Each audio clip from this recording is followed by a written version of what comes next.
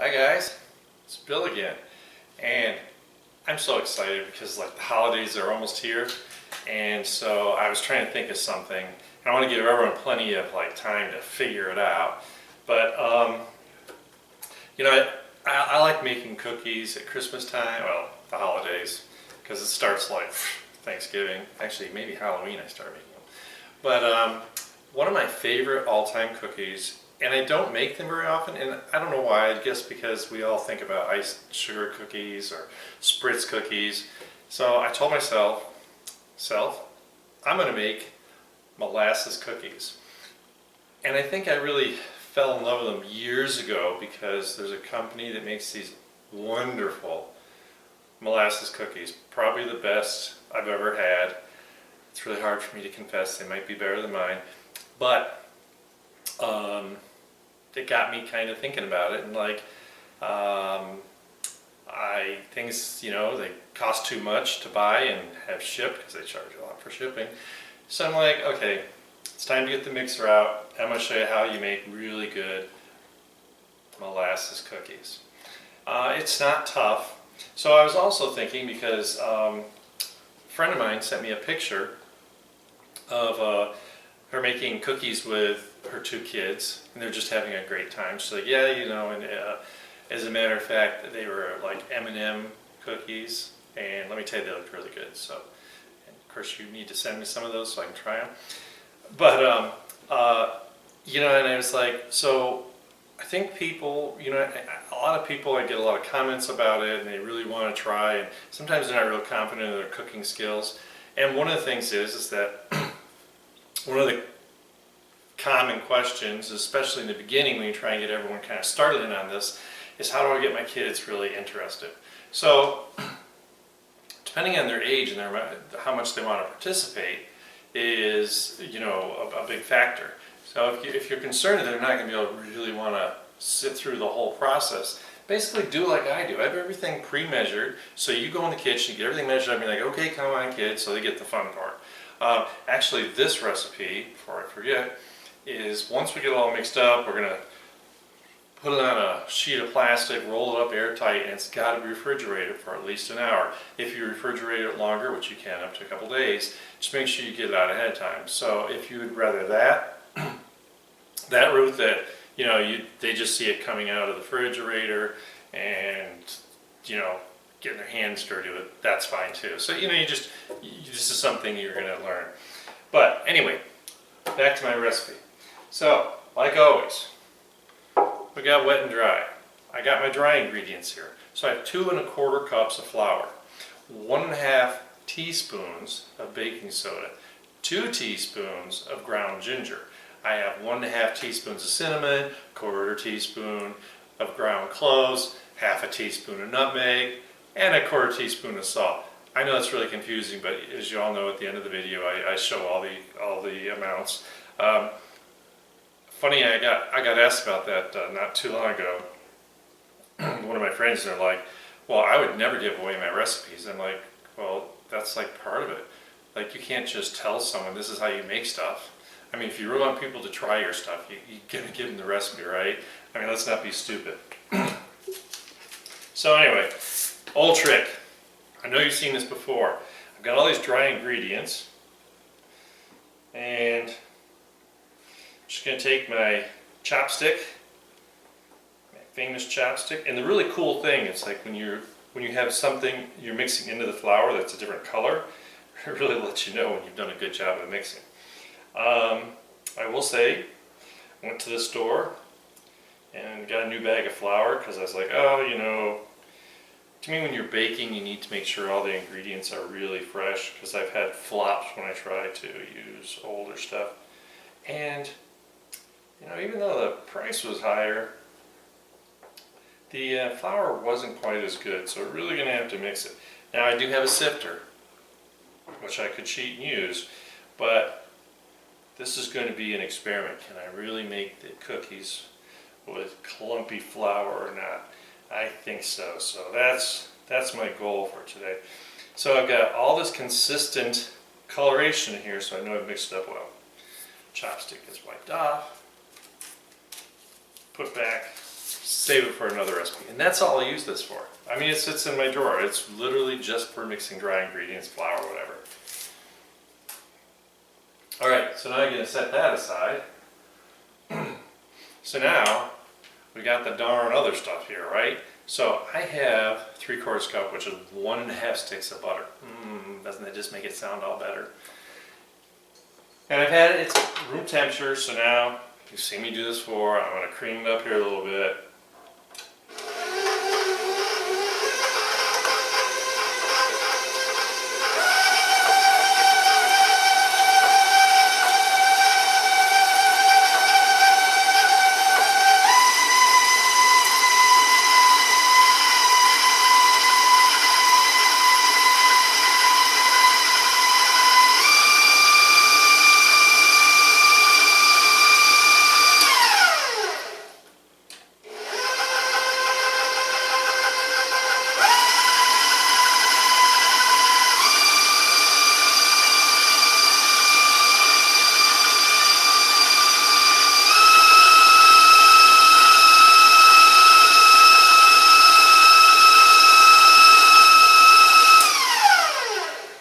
So we just need to get a little creamed up there. Okay, so now what I'm going to mix in, I have 1/4 cup of white sugar and 1/2 cup of brown sugar.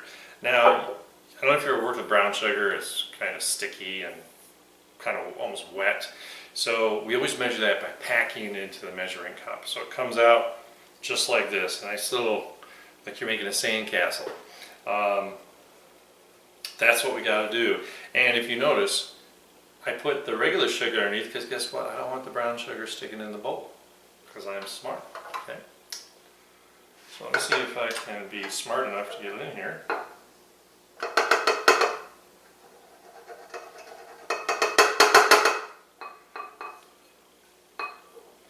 Okay. So remember, that's 1/2 sticks of butter, 1/2 cup of brown sugar, 1/4 cup of sugar. White sugar. So now, we're going to give this about 2 minutes to get everything nice and mixed together.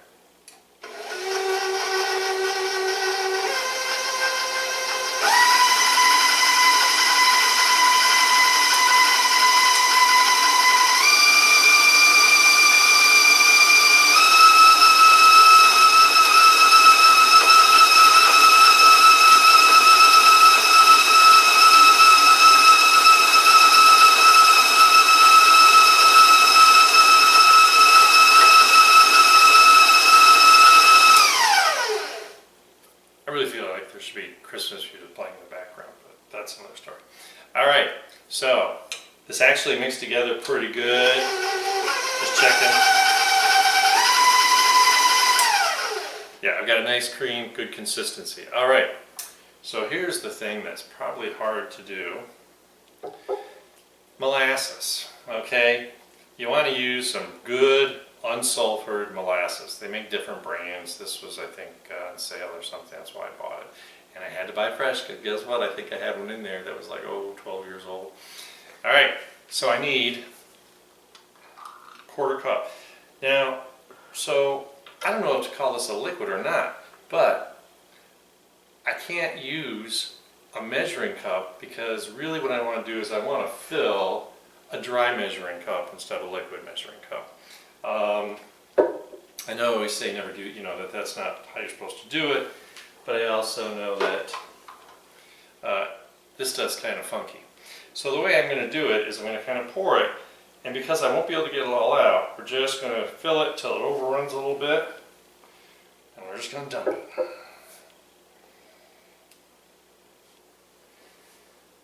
Yeah, it's like watching the grass grow.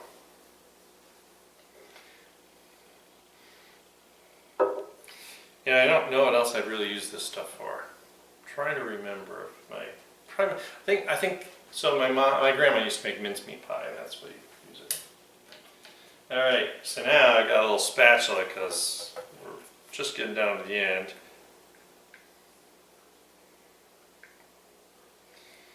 And if your kids are misbehaving when you're making cookies together, tell them they have to drink that stuff.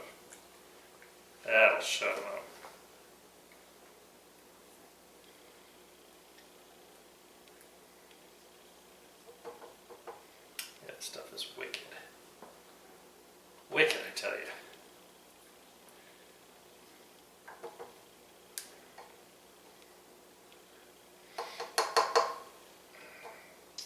wonder if you can put it in your martini. Oh.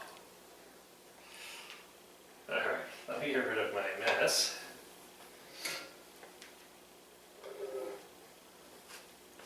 I have to steal a piece of towel here. Because we're running down the side. Ooh, sticky, sticky mess. Alright, now we got the bottle all cleaned up. We can put that aside now. Alright, so I got my 1/4 cup molasses. And I'm going to mix this in, incorporate it, as they say. Start off nice and slow.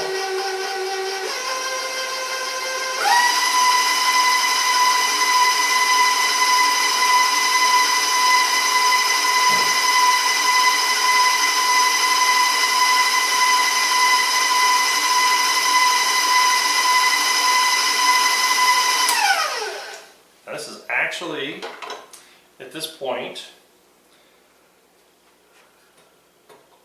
I need to scrape the bowl a little bit. I'm actually going to take it out so we can make this a lot easier. I want to get the beater cleaned up here a little bit. And I don't care about really getting down into it because it's going to, as we put the dry ingredient, it's going to climb up the beater. What I want to really do is, I just want to take this,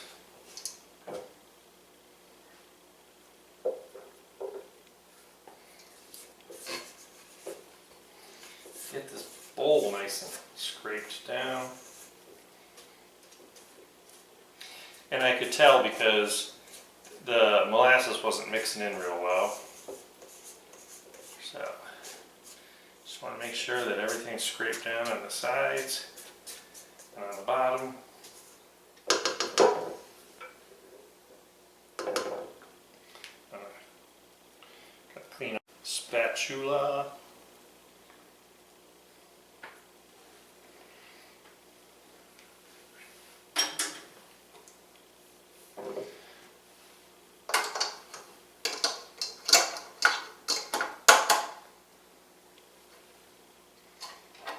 And it's, you know, everything's room temperature, so it's really easy to work with all this stuff. Alright, so we're making cookies, right? So I need an egg. And, you know, little things like when you got the kids out and you don't want a dozen eggs sitting on the counter in case they knock them off, you know, put it on something. Plastic bowls, if your kids are little, if you want. And then they also have something they want to crack it on, that's fine.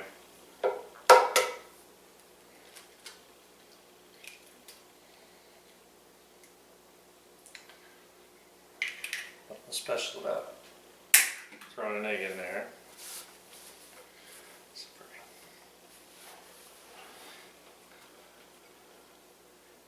And I need a tablespoon of vanilla.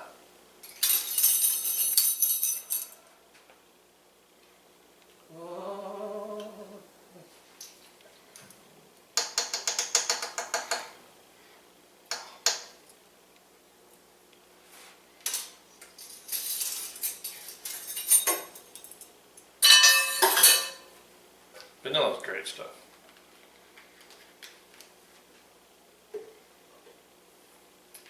Alright, I'm going to mix this up a little bit.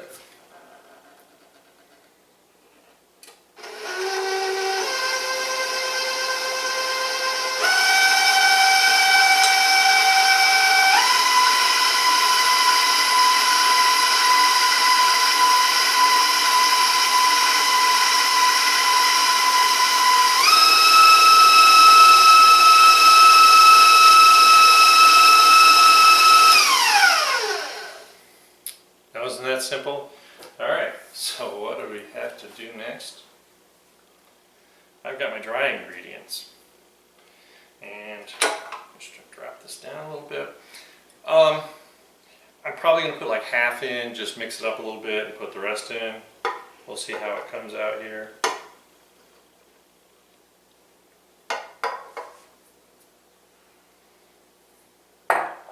Remember, when you're incorporating dry ingredients, you got a big puddle there, you want to make sure you start off easy so you don't get a big plume of flour.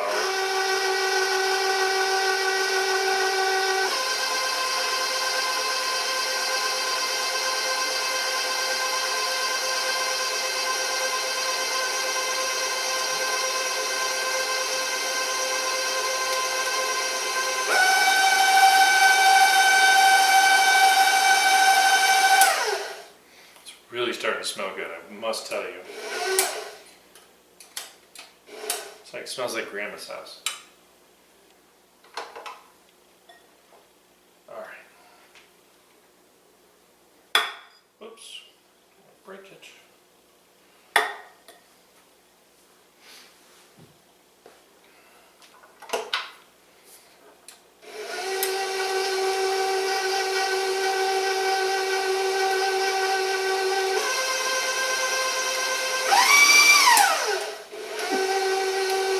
Thumb slip.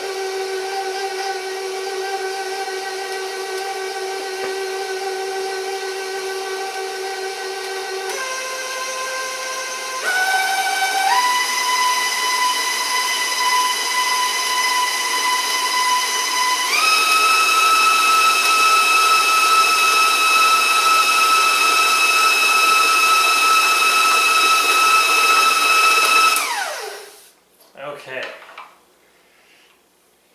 Yeah, be careful when you got your thumb on the throttle there. I wish you could smell this. This is exactly how it's supposed to smell. Take my word for it. So now we have some really good consistency here. We're going to do a little scrape up, but I mean basically, yeah, I mean it's exactly what we want.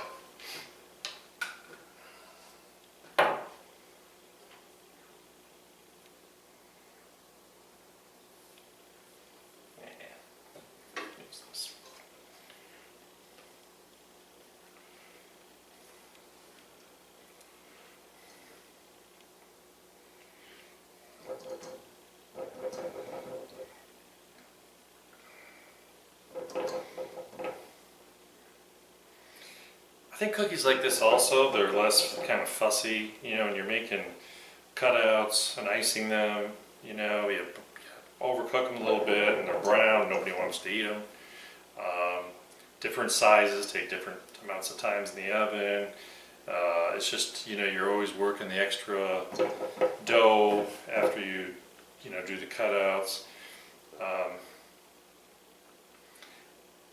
I should probably do a show about that, because you know what you want to do is you want to lay out your cutters, have spare cutters and lay them out so that you're kind of designing how to use the least amount of waste, because it all goes mixed back in and gets warm, so you have to refrigerate it again.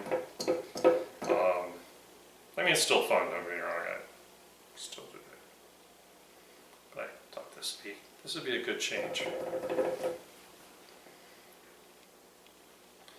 And you don't have to be this exact, it's just my personality. Yep. I love to make sure that I get every last trip. Because you know what happens? You may start baking the cookies, all of a sudden you're out of dough and you're like, oh my gosh, I should have made a double batch. Or I should have let the kids eat the darn beater.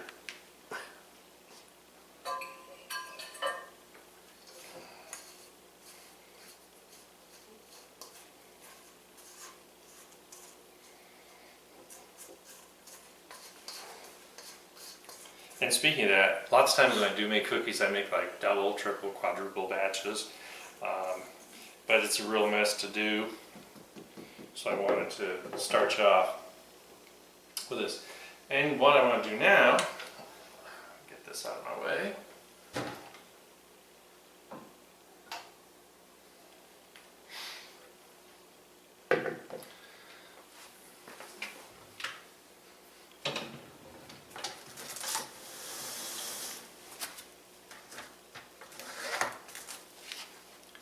Got me a big old piece of plastic.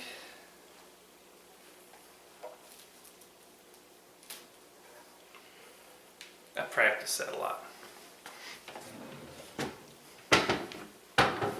Because this dough is really wet, and anybody will tell you lots of these kind of cookies, You really need to get them refrigerated. And this is probably one of the few times I really like having this French spatula because it's got a nice curve to it. Fits the bottom of the bowl. So we can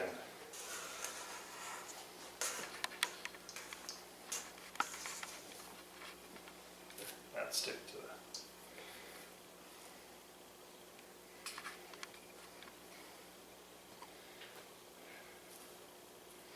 Doesn't that look appetizing? Oof.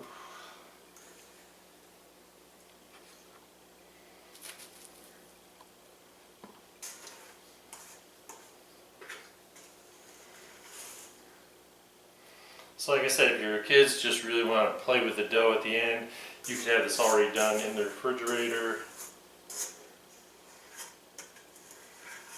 And then they can play with this mess.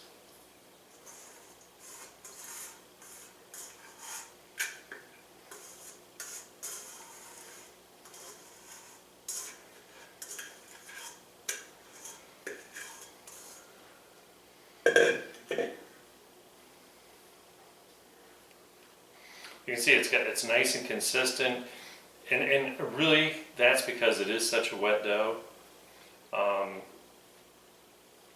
When you make drier doughs, you got to be much more careful about how you incorporate, because everything has to really incorporate, but this stuff mixes up really easy. You know, the hardest part is getting everything ready, because once you mix it together, you're all set. Alright, so what do I do now? The magic of plastic.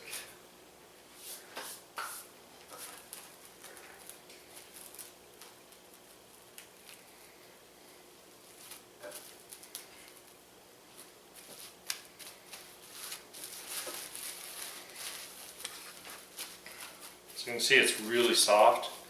So we're going to refrigerate it for an hour, and then I'm going to bring it out here and I'm going to show you how we're going to ball it up and bake it and have the best cookies ever.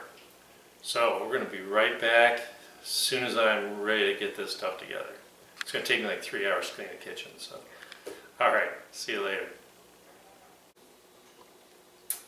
Alright, so I got my cookie dough, it chilled out, got really nice and firm. I got it out. This is the experiment, just like when you're doing refrigerator cookies, you know, or pressed out, you know, cookie cutter cookies, that's what it is. So we're gonna check it out here, and basically what they want you to do is make a kind of a ball of dough with a spoon. And then I got a plate, and it just has sugar in it. Alright? And yes, this is going to be messy, but fun. I don't want to make these huge. I don't want to spend any time in my hand, because as soon as they start to warm up, they're going to change their consistency. So I'm going to kind of diligently work here. Too small, add a little more. You could use like a cookie scoop if you want to. I just think using a regular spoon is probably good enough. I'm cutting these short. I make cookies all day if I'm making this small. So the one thing that you do have to do, I'm not a big fan of having stuff that I don't use very often, but over the years I've acquired a bunch of stuff, thank goodness, is you need a silicone baking sheet. It's probably one of the drawbacks. If you're daring, you could use, parchment paper. That might work. I'm not sure though. I think I'd really go for the silicone. That's the kind of stuff that I cruise around, find the best sale. I've had these for a while. And actually they came from that Red Dot store.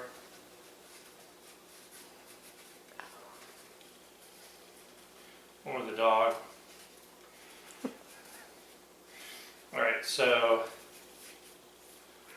just want to get these rolled around. And we want to space them out because obviously we don't want them all cooking into each other. Keep your sugar handy. I got my handy little canister right here because you're probably going to need more as you go.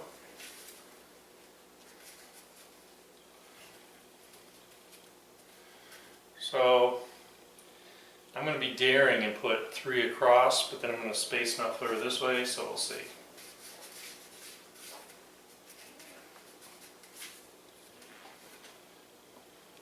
If you got one that's a little bigger, maybe you need to put it next to one that's a little smaller.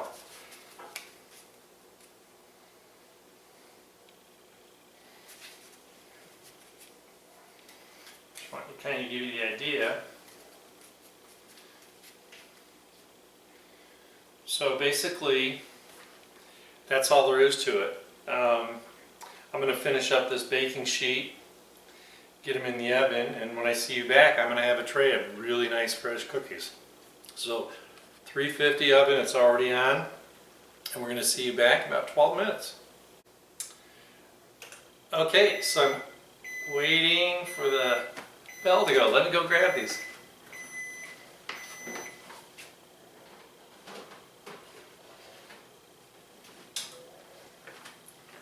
These are beautiful, nice and poofy, and what we want to see is they just started to crack. I got a little carried away, and yes, they did kind of stick together a little bit there, but that's okay. They taste just as good. Now what I want to do with these are nice and hot is I'm just going to put a little sprinkle of sugar on top.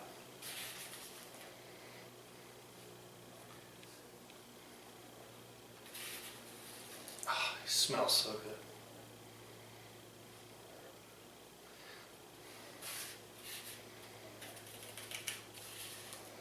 Just a pinch. Get them right out of the oven. And then what we need to do is we're going to let them kind of settle down. They're going to crack a little bit. That sweet sugar topping on there. To me, this is like decorating. You could use colored sugar if you really wanted to. All right. So I just need to set these aside. They need to sit for 5 minutes.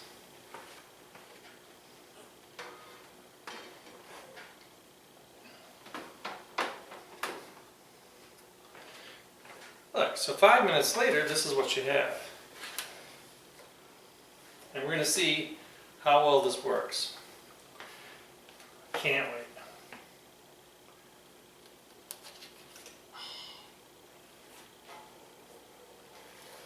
That's a perfect cookie.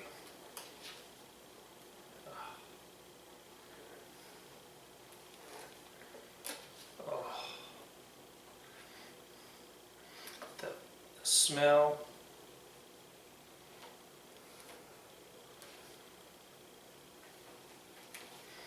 And you know, the real ugly ones you just, don't put out for your guests, you just eat them yourself.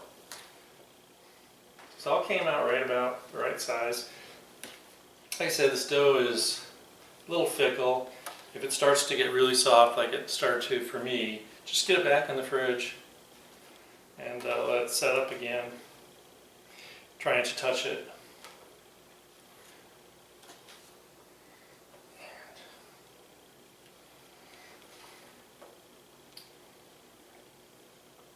So these have been sitting for 5 minutes, and they're basically just cool enough to touch right now. Just beautiful. This makes a great gift. You can make them and send them to me because I love these cookies, and I'm sure anyone out there can make them as good as I. So the reality is, just make sure that they're in there long enough. These cookies, you can see, they're a couple inches. They're not real big, which is good. If you make them too big, they're not going to cook.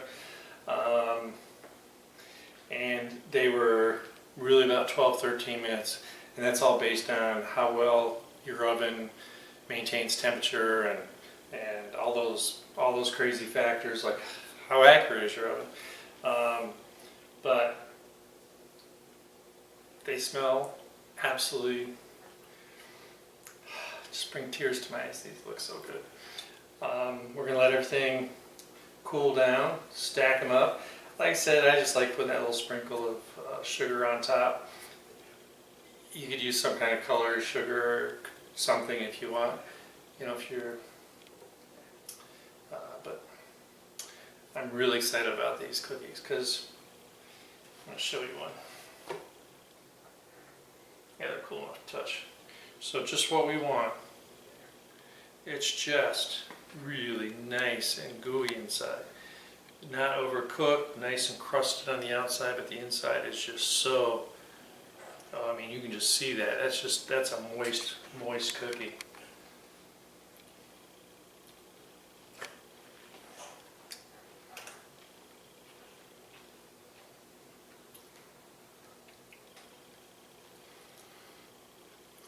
Let me tell you, hands down, my favorite recipe, the best cookie. Got a nice crunch on the outside, and that flavor is just, there's nothing like it. That, you know, that molasses, ginger. Oh, these are absolutely perfect. So anyway, so I can finish all these off air, I need you all to subscribe. I want everyone to watch this video, tell me their favorite cookie recipe. Make sure you hit the notification bell so you get this. And this is the great way to start off a holiday. Like I always say, get in the kitchen, try something. You can't ruin these. You'll absolutely love these cookies. So do as I say. Bake cookies. Have fun. And we'll see you next time.